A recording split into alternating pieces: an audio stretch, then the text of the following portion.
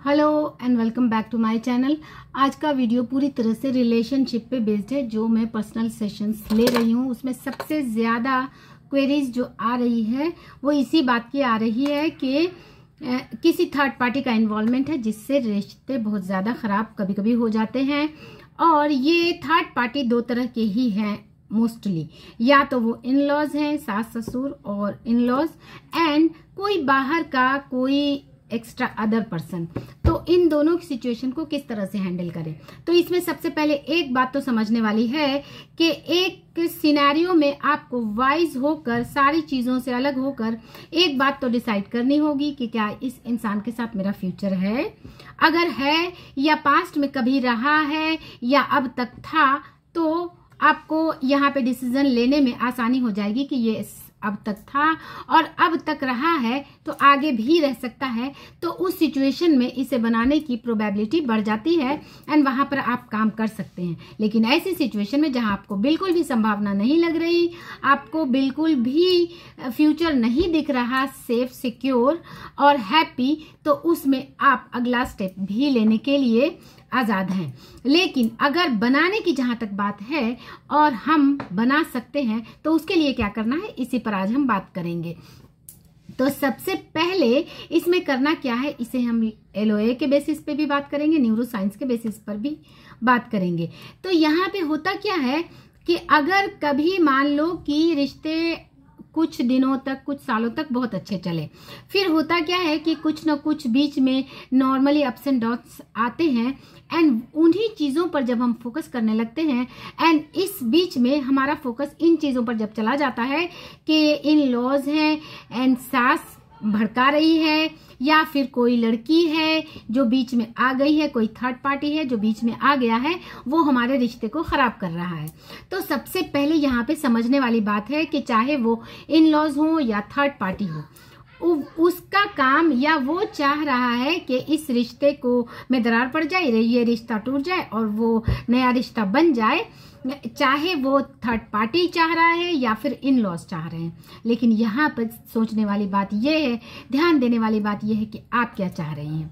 तो अगर हम चाह रहे हैं या आप चाह रही हैं कि इस रिश्ते को बनाना, तो सबसे पहले इन बातों पर फोकस देना ही बिल्कुल हटाना होगा कि सामने वाला क्या चाह रहा है। यहाँ पे लेडीज सबसे बड़ी गलती करती है कि वो खुद ही इस बात को एडमिट करती हैं कि हमारी सास तो या ससुर तो या इन लॉज तो चाहते हैं कि ये रिश्ता टूट जाए, या फिर कोई लड़की है वो बीच में आकर हमारे रिश्ते को खराब कर रही है। तो इस बात को समझे कि चाहे सास ससुर हो चाहे इन लॉज, अगर वो चाह भी रही हैं कि ये रिश्ता टूट जाए, तो आप क्या चाह रही हैं, क्योंकि ये आपकी लाइफ है, आपका घर है, आपकी गृहस्थी है, आपका हस्बैंड है, आपका पार्टनर है, तो आपकी लाइफ में वो ही होना चाहिए और आपको वो ही करना है जो आप चाहती हैं। सो सामने वाला क्या कर रहा है, क्या चाहता है, it doesn't matter, all that matters कि आप क्या चाहती हैं। तो यहाँ पे गलती ये बिल्कुल भी नहीं करनी कि सामने वाला क्या चाह रहा है, उसे जो भी चाहना है चाहने दे। सो शाहरुख खान जब अपनी मूवीज बनाते हैं तो कोई ज़रूरी नहीं कि हर कोई ये चाहे कि ये फिल्म बिल्कुल सुपरहिट हो जाए। सुपरहिट इसलिए होती है कि वो चाहते हैं, वो काम करते हैं, वो उस पर मेहनत करते हैं और रिजल्ट सबको सामने दिखता है। लेकिन यहाँ पर लोग कहते हैं कि बोलना बहुत आसान है, सामने वाला तो आपके साथ कभी कभी रिश्ता इतना कड़वा हो जाता है कि सामने वाले के मुंह से कुछ इस तरह की बातें भी निकल जाती हैं जो नॉर्मली हम इमोशनल होकर ऐसा सोच लेते हैं कि उसने ऐसा क्या सोचकर कह दिया, और आप खुद ही दूरी बनाने लगती हैं और आप खुद ही वहाँ पे और प्रॉब्लम्स को कॉम्प्लिकेटेड कर देती हैं कि तुमने ऐसा किया। आर्ग्यूमेंटेटिव हो जाना रिश्ते को सबसे ज़्यादा ख़राब कर देता है। तो यहाँ पर जो स्टेप हमें लेने हैं कि आपको सामने वाले से बिल्कुल भी इस बात को कन्फेस नहीं करना कि हमारे बीच कोई तीसरा है। अगर है भी तो आपको बिल्कुल भी कन्फेस नहीं करना, आपको अपने मुंह से एक्सेप्ट नहीं करना, आपको किसी तरह की क्वेरीज उसके सामने नहीं रखनी, बिल्कुल भी कुछ नहीं बोलना। आपको ऐसे बिल्कुल बिहेव करना है जैसे कि सब कुछ हमारे रिश्ते में जो कुछ है वो हमारे और पार्टनर के बीच में है, थर्ड पार्टी जैसा कुछ भी नहीं है। ये फीलिंग्स आपको अपने अंदर क्रिएट करनी होगी, जो कि थोड़ा सा डिफिकल्ट हो जाता है, क्योंकि कहीं ना कहीं रिश्ते में हम थोड़ा पॉजिटिव हो जाते हैं और इस बात पे फोकस चला जाता है। तो अपने फोकस को शिफ्ट करें और इस बात पर अपना ध्यान ले जाए कि रिश्ता मेरा है, गृहस्थी मेरी है, घर मेरा है, पार्टनर मेरा है, बनाना मुझे है, हैप्पीनेस मुझे चाहिए, जिंदगी मुझे बनानी है, सब कुछ जो चाहिए वो मुझे चाहिए। यहाँ पर सवाल ये आता है कि क्या सिर्फ मुझे चाहिए, क्या सामने वाले को नहीं चाहिए? सामने वाले को चाहिए या नहीं चाहिए ये उसका मैटर है, आपको चाहिए और आपको बनाना है। तो यहाँ पे जो करना है वो आपको करना है। तो अब जबकि रिश्तों में कोई थर्ड पार्टी है, बिल्कुल खटास है और बिल्कुल भी कभी कभी ब्लॉक अनब्लॉक सिंड्रोम जिसे कहते हैं वो आजकल बहुत ज़्यादा कॉमन है, तो उस सिचुएशन में क्या करना है? यहाँ पर आप बिल्कुल भी, जिसे ग्राउंड स्टेट भी नहीं कहते, आप बिल्कुल भी नेगेटिव स्टेट में हैं। तो सबसे पहले तो नेगेटिव से ग्राउंड स्टेट में आना होगा एंड ग्राउंड स्टेट से फिर पॉजिटिव स्टेट में आना होगा। थोड़ा सा डिफिकल्ट सिचुएशन हो जाता है, क्योंकि इस सिचुएशन को डील करने में हम अगर इमोशनल होकर, यानी कि थोड़ा सा जज्बात में बहकर एक्शन लेंगे तो कभी कभी चीजें बहुत ज्यादा डिफिकल्ट हो जाती हैं। इसमें एक काम और आपको बिल्कुल भी नहीं करना कि लोग क्या कहते हैं, कि ये सिनेरियो को डिस्कस करते हैं अपने रिलेटिव से, अपने मम्मी पापा से, और उन्हें ऐसा लगता है कि मम्मी पापा सपोर्ट कर देंगे, या फिर कोई दोस्त है, कोई फ्रेंड है, वो आपको बहुत सपोर्ट कर देगा और आपका भला हो जाएगा, आपका गृहस्थी बस जाएगी। ऐसा बिल्कुल भी नहीं होगा। ये चीजें और आपको खराब करती हैं। ये दो तरह से खराबी करती हैं कि एक तो आपको क्रिएट करती है एक नेगेटिविटी की। अगर आप किसी से ना कहें तो ये बातें सिर्फ और सिर्फ आप अपने माइंड से डील करेंगी और अपने माइंड से जो आपको अच्छा लगेगा उसी पर आप एक्शन लेंगी। लेकिन जैसे ही आप दूसरे से डिस्कस करने लगती हैं, लोग उसमें फैमिली मेंबर्स कभी कभी भलाई सोचकर भी आपको कुछ ऐसी बातें समझाने लगते हैं जो कि उन्हें नहीं समझाना चाहिए। वो थोड़ा सा इमोशंस में आ जाते हैं, खासकर जो अगर mummy papa and brothers and sisters. तो इन लोगों से आप डिस्कस ना करने की पूरी कोशिश करें।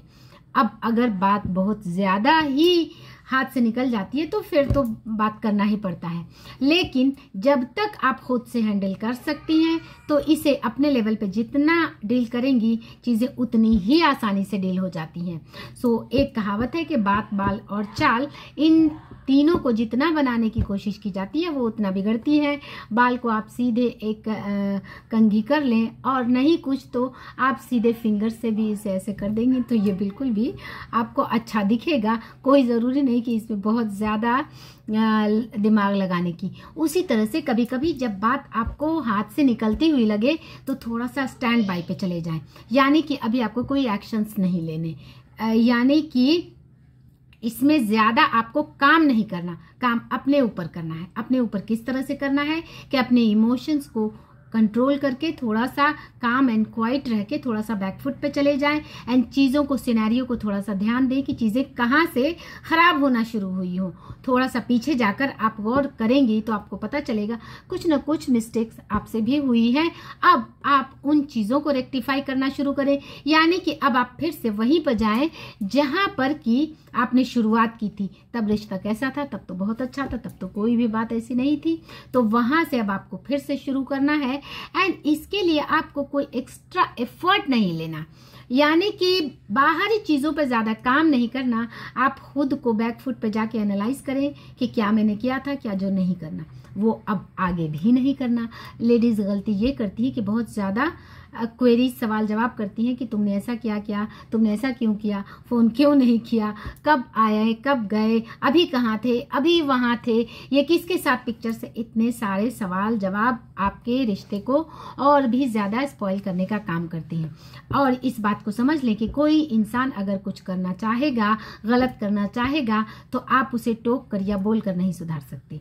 ये उसके अंदर आपको डेवलप करना पड़ेगा, यानी कि एक ट्रस्ट, एक जो बॉन्डिंग है वो बनानी पड़ेगी। फिर अगर एक किसी इंसान ने, सामने वाले इंसान ने कुछ गलत भी किया है तो उसे कहीं ना कहीं रियलाइज जरूर होगा कि उसे ये काम नहीं करना चाहिए था एंड ऐसी कोई गलती नहीं जिसे माफ ना किया जा सके। सो अगर आपको ऐसा लगता है कि सामने वाले ने कुछ गलत भी किया है और वो फॉरगिव करने के लायक है, यानी कि वो इतनी ज्यादा नहीं बिगड़ी है जिससे आपका कुछ ज़्यादा नुकसान हो रहा है, आपके रिश्ते का बहुत ज़्यादा नुकसान हो रहा है, तो फॉरगिव करें एंड लेट गो करें और ऐसे बिहेव करें जैसे कि आपके बीच कोई तीसरा न कभी था और न है। तो आप देखेंगे धीरे धीरे चीज़ें वैसी ही बनने लगेंगी, क्योंकि fake it until you make it भी यहाँ पर काम करता है।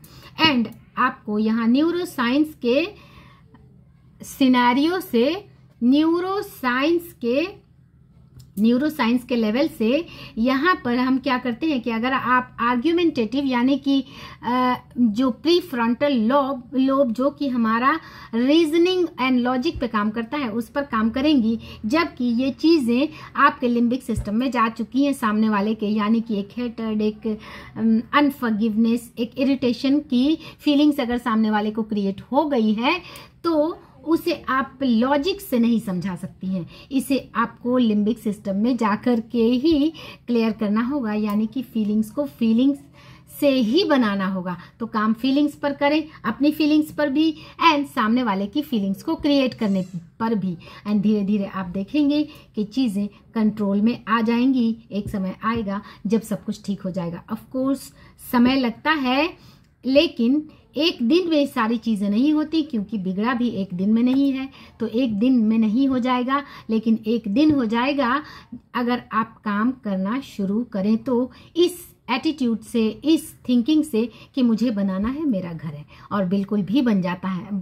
एंड इसमें आप दोस्तों से, फ्रेंड्स से, मम्मी पापा से एंड बाहर वालों से बिल्कुल भी ना डिस्कस करें। ये चीज़ें आप इसे और भी ज़्यादा बिगाड़ती हैं। सो होप आपको समझ में आ गया होगा एंड पसंद आए तो मेरे वीडियो को लाइक, शेयर, सब्सक्राइब करें। Thanks for watching.